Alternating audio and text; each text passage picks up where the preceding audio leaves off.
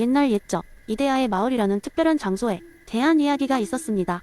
이곳은 플라톤의 이론에 따라 모든 사물들의 참된 본질이 자리 잡고 있는 곳으로 알려져 있었습니다. 물론 이 마을 자체는 고대 그리스의 신화 속에 등장하는 상상의 장소였지만 그 이야기는 오늘날까지도 사람들 사이에 회자되고 있었습니다. 이 이야기의 주인공인 소피아라는 젊은 철학자는 이데아론을 직접 체험하고자 하는 열망이 있었습니다. 그래서 그녀는 어느 날 여행을 떠나 이데아의 마을을 찾아가기로 결심합니다. 소피아는 여행길에서 깨달음을 얻으리라 희망하며 필요한 모든 물품을 챙긴 뒤 긴 여정을 시작했습니다. 오랜 여행 끝에 드디어 이데아의 마을 문 앞에 도착하자 그녀는 한 노인을 만나게 됩니다. 그 노인은 이 마을의 문지기로 방문객들이 마을에 들어가기 전에 반드시 지나야 하는 심판관의 역할을 하고 있었습니다. 노인은 소피아를 반갑게 맞이하며 미소 짓더니 그녀에게 이곳의 온 목적이 무엇인지를 물었습니다. 소피아는 자신이 이데아의 세계와 물질 세계의 차이를 깨닫고자 한다고 대답했습니다. 노인은 고개를 끄덕이며 그녀에게 마을 안에서는 절대적으로 중요한 규칙이 하나 있다고 했습니다. 이는 모든 순간, 모든 형태의 사물이나 존재에 대해 그 이면에 감춰진 이데아를 찾는 것이었습니다. 마을 안에 들어간 소피아는 곧 놀라운 장면들을 마주하게 됩니다. 다양한 의자들이 있는 마을 광장의 모습이었습니다. 실제로 다양한 크기와 형태의 수많은 의자들이 있었고 그 바로 옆에는 그냥 평범한 돌무더기도 있었습니다. 그러나 이 이상한 혼합물 속에서 그녀는 단 한 가지 진실을 깨달았습니다. 그것은 각기 다른 물질들이 마치 하나의 사실을 가리키고 있다는 것이었습니다. 소피아는 노인이 가르쳐준 규칙을 떠올리고 의자라는 개념에 진정한 이데아를 떠올리기 시작했습니다. 그녀는 물질적 의자들을 관찰하면서 그 본질적 속성을 마음속으로 상상하며 그것들이 어떻게 진짜 완전한 의자로서의 형상 뒤에 서 있는지를 이해하려고 노력했습니다. 마을에서의 시간을 보내며 소피아는 다른 사물들과 그 이데아의 형태도 탐구했습니다. 다양한 꽃들이 피어있는 정원에서는 각 꽃의 아름다움 뒤에 존재하는 이데아적 아름다움을 찾기 위한 여정을 시작했고 생선과 고기가 풍부한 시장에서는 진정한 이데아적 식사의 본질을 깨달아보려 도전했습니다. 결국 소피아는 이데아의 마을을 떠날 때 욕망과 탐욕, 오류로 가득한 인간 세계로 돌아가게 됩니다. 그러나 그녀의 마음속에는 이미 진리와 지혜의 이데아가 남게 되었고 그녀는 더 이상 단지 눈에 보이는 것이 전부가 아님을 알게 되었습니다. 이는 그녀가 부지런히 탐구하고 사유해야 할 경험 이상의 세계를 받아들이고 이해하도록 했습니다. 소피아는 이데아의 마을에서의 경험을 통해 삶의 조화와 불완전한 세계에서의 완전한 진리를 전파하기로 결심했습니다. 그녀는 자신이 느낀 감동적인 깨달음과 이야기를 통해 사람들에게 플라톤의 이론과 당면한 현실의 지혜를 공유하기 시작했습니다. 이제 소피아는 모두가 자기 안에 이데아적 세계를 찾기를 바라고 있었습니다. 두 번째 이야기. 한 번은 책벌레로 유명한 한 남자가 살고 있었습니다. 그의 이름은 아테나이오스였는데 그는 자신이 모든 지식을 마스터했다고 믿었습니다. 그의 집은 서재로 가득 차 있었고 그는 시간 날 때마다 책을 탐독했습니다. 사람들은 그를 살아있는 백과사전이라 불렀고 그도 이를 즐기며 살아갔습니다. 어느 날 아테나이오스는 도시의 철학자들과의 토론 모임에 초대받았습니다. 그곳에서 그는 자만심 가득한 미소로 누구도 자신의 지식을 이길 수 없노라고 생각했습니다. 모임에 참여한 철학자들 가운데 소크라테스가 자리 잡고 있었습니다.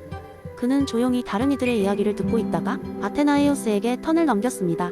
아테나이오스는 주제에 대해 길고 복잡한 설명을 늘어놓았고 그것은 듣는 사람들을 압도하기에 충분했습니다. 모두가 그의 지식을 칭찬하며 고개를 끄덕였지만 소크라테스는 조용히 손을 들고 질문을 던졌습니다. 그렇다면 아테나이오스, 당신이 말한 것 중 하나에 대해 조금 더 명확히 알고 싶습니다.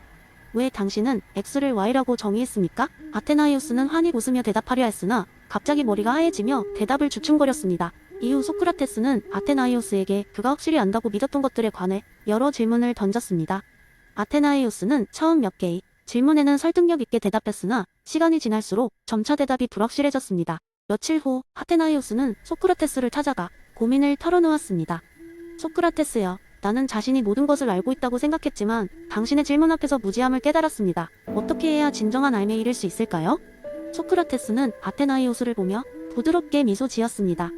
바로 그 상태에서 시작하는 것입니다. 아테나이오스, 무지를 인정하는 것. 그것이야말로 진정한 지혜의 시작입니다.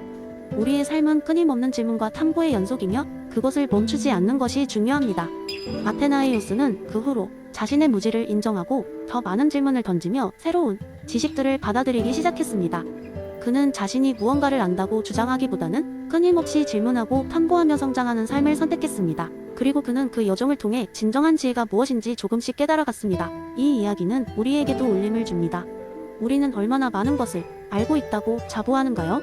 또는 우리는 얼마나 자주 자신의 지식에 의문을 제기하나요? 아마도 우리는 아테나이오스처럼 겸손한 태도로 하루하루 조금 더 지혜로운 사람이 될 수 있는 길을 찾아야 할 것입니다. 세 번째 이야기, 옛날 옛적 어느 작은 마을에 니콜라스라는 젊은 청년이 살고 있었습니다. 그는 매일같이 평범한 일상을 반복하는 삶의 지루함을 느끼고 있었지요. 아침이면 일어나 농장에서 일을 하고, 점심이면 친구들과 마을 광장에서 시간을 보내고, 저녁이면 가족들과 저녁 식사를 한 뒤 잠자리에 들곤 했습니다. 매일 반복되는 이 일상에서 벗어나고 싶었던 니콜라스는 어느 날 마을 도서관에서 한 권의 책을 발견했습니다. 그것은 바로 프리드리히 니체의 영원 회귀사상에 대한 책이었죠. 호기심에 책을 펼친 니콜라스는 영원히 반복되는 삶에 대한 이야기에 흥미를 느끼기 시작했습니다. 만약 지금 내가 살고 있는 이 삶이 영원히 반복된다면? 이라는 질문이 머릿속에 맴돌았습니다. 처음에는 이 질문이 너무 괴상하게 들렸지만 그는 점점 더 그 의미를 곱씹게 되었습니다. 그러던 어느 날 밤 꿈속에서 이상한 경험을 하게 되었습니다. 니콜라스는 꿈속에서 신비로 온 노인을 만났습니다. 노인은 깊은 눈빛으로 그를 바라보며 말했습니다. 이 삶이 영원히 반복된다면 내 선택은 어떤 의미를 가질까? 놀란 니콜라스는 말문이 막혔습니다. 노인은 미소를 지으며 다시 말했습니다. 너의 선택이 너의 영혼을 무겁게 하거나 가볍게 만들 수 있다면 어떤 삶을 살겠느냐? 그날 밤 꿈에서 깬 니콜라스는 영원 회귀라는 개념이 그저 철학적 상상이 아닐 수도 있다는 생각을 하게 되었습니다. 그는 일상의 작은 순간들이라도 더 의미 있게 살기로 결심했습니다. 다음 날부터 그는 농장에서 일할 때도, 친구들과 시간을 보낼 때도, 가족들과 이야기할 때도 더 많은 관심과 애정을 쏟기 시작했습니다. 매 순간을 최대한 긍정적으로 살아가려는 그의 모습은 다른 마을 사람들에게도 큰 영감을 주었습니다. 어느 날 마을 축제에서 니콜라스는 많은 사람들 앞에서 자신의 생각을 나누게 되었습니다. 그는 자신의 경험과 영원 회귀 개념을 토대로 이렇게 말했습니다. 우리가 매일 반복되는 삶을 살아가면서 그 순간들이 다시 돌아오지 않을 것이라고 생각할 수도 있습니다. 하지만 만약 오늘 여러분이 내린 선택이 다시 반복된다면 그것이 여러분에게 자랑스러운 기억이 될 수 있도록 만들어보세요. 작은 선택 하나하나가 결국 여러분 자신의 이야기를 만들어갑니다. 그 후로 마을 사람들은 니콜라스를 영혼의 이야기꾼이라 부르게 되었습니다.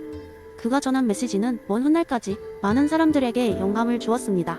시간이 지나도 세대가 바뀌어도 그의 이야기는 변하지 않았습니다. 우리는 그저 한순간을 살고 있는 것이 아니라 그 순간의 무게와 의미가 우리 삶을 얼마나 풍요롭고 깊게 만들 수 있는지를 깨닫게 해주는 것이었죠. 니콜라스의 이야기는 이렇게 끝나지 않습니다. 그가 보여준 삶의 태도는 결국 모든 사람에게 스스로의 삶을 자문하게 했고, 보다 나은 선택을 통해 자신의 삶을 긍정하는 길을 열어주었습니다. 여러분도 삶이라는 여행에서 니콜라스처럼 순간의 선택을 깊이 있게 고민하고 그 가치를 찾아보는 건 어떨까요? 지금 이 순간의 선택이 여러분에게 어떤 이야기를 남길 수 있을지 생각해보세요. 네 번째 이야기, 옛날 옛적 정의의 왕국이란 이름을 가진 아주 특별한 나라가 있었습니다. 이 나라는 독특한 정치 철학을 따르고 있었고, 그중 가장 주목할 만한 것은 바로 존 롤스의 차등 원칙을 바탕으로 한 사회 구조였습니다. 이 왕국에서는 사람들의 모든 행동과 정책은 최소 수혜자, 즉 사회에서 가장 소외된 계층에게 최대의 혜택을 줄 수 있도록 설계되어야 한다는 원칙을 가지고 있었습니다.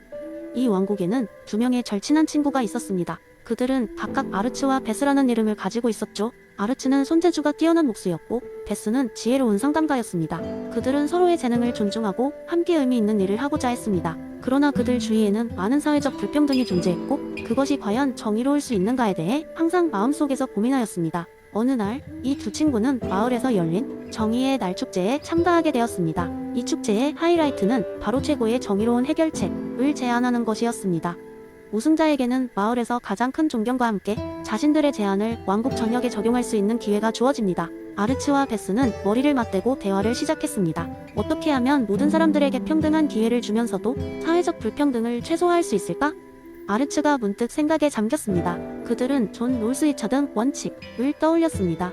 베스는 말했다. 그래, 불평등은 피할 수 없을지 몰라도 그 불평등이 최소 수혜자에게 최대의 이익을 준다면 그나마 정당화될 수 있는 거야. 그들의 해결책은 간단하면서도 창의적이었습니다. 아르츠는 각 마을마다 공공 목공 작업장을 만들 것을 제안했습니다. 이 작업장은 마을의 모든 사람들이 와서 목공 기술을 배우고 손쉽게 자신들만의 가구나 물건을 제작할 수 있도록 하는 것이었습니다. 이로 인해 가장 가난한 사람들조차도 실질적인 기술을 배워 경제적으로 자립할 수 있는 기회를 얻게 될 것입니다. 또한 베스는 상담센터를 열어 사람들의 문제를 듣고 해결책을 도출하는 과정을 돕는 프로그램을 운영하자고 제안했습니다. 이를 통해 사람들이 자신의 역량을 스스로 발견하고 더 나은 기회를 찾을 수 있도록 지원하는 것이 목표였죠. 축제의 심사위원들은 아르츠와 베스의 제안을 듣고 감명을 받았습니다. 그들은 이 제안이야말로 차등 원칙의 진정한 구현이라고 판단했습니다. 불평등을 전면적으로 해결할 수는 없겠지만 그 불평등이 가장 소외된 사람들에게 실제로 도움이 된다면 그것은 정의로운 해결책이 될 수 있을 것이라고 말이죠. 결국 아르츠와 베스는 그 해정의의 날 축제의 우승자가 되었고 그들의 아이디어는 정의의 왕국 전역에 퍼지게 되었습니다. 사람들은 그들 덕분에 조금씩 변화하기 시작했고 사회의 최소 수혜자들은 이전보다 나은 삶을 살게 되었습니다. 이 이야기는 사람들에게 차등 원칙이 진정한 의미를 깨닫게 해주었습니다. 정의는 모든 사람에게 평등한 기회를 제공하는 것이며 불평등마저도 누군가에게 희망을 줄 수 있을 때 진정한 의미의 정의로운 사회가 될 수 있다는 것을 말입니다. 그래서 정의의 왕국은 그 이름에 맞게 더욱 정의로워져 갔죠.